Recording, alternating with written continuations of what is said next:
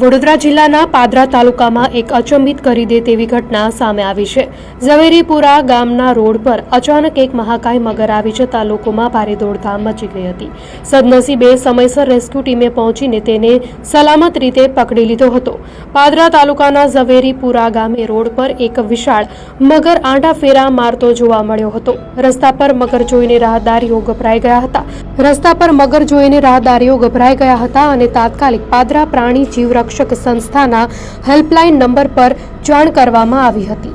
માહિતી મળતા જ સંસ્થાના પ્રવીણ મહારાજ તેમની ટીમ સાથે ઘટના સ્થળે પહોંચી ગયા હતા।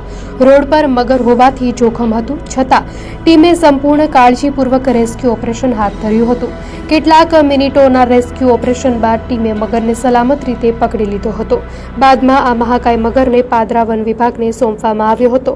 સદભાગ્યે આ ઘટનામાં કોઈ જાનહાનિ થઈ નથી, પરંતુ મગરને રોડ પર જોવાનો ભય અને ઉત્સુકતા બંને લોકોમાં જોવા મળી હતી।